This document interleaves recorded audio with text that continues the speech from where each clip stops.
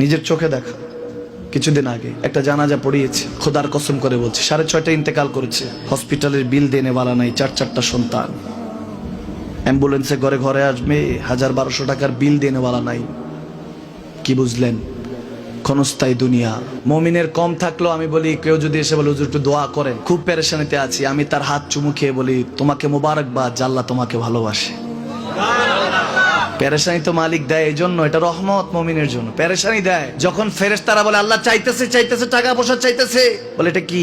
বলে ফাসেক, দে বিদায় কর, বিদায় কর। তার চাওয়া আছে, বিরক্ত লাগে, বিদায় কর, কি লাগে দে। আল্লাহ 10 কোটি দিয়েছে, 100 কোটি দিয়ে বিদায় কর। মুমিন যখন চাইতে থাকে আল্লাহ আমাকে কিছু লাগবে, যখন একটু করে চায় আমার মাটাকে সুস্থ করে দাও, বাবাটাকে আল্লাহ আমার স্ত্রীকে, আমার আমাকে একটু তৌফিক দাও, চাইতে থাকে মুমিন। আল্লাহ বলে যখন ফেরেশতারা দেখে মুমিন চাচ্ছে, দেরি করতে পারে না, তাড়াতাড়ি খাজানা নিয়ে দিতে নেবে, আল্লাহ বলে রাখোস না, এত তাড়াহুড়া কিসে? তার চাওয়ার মধ্যে তো প্রেম আছে, একটু চাইতে দেস না। থাকুক না মুমিন আর একটু পেরেশান, থাকুক না, থাকতে দেস না, একটু থাক, একটু থাক।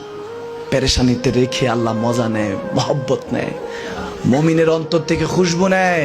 আল্লাহর বড় মায়া, মুমিন যখন চায় আল্লাহ তখন মায়ার নজর নিয়ে তাকায়, হায় হায় আমার বান্দা, সুবহানাল্লাহ।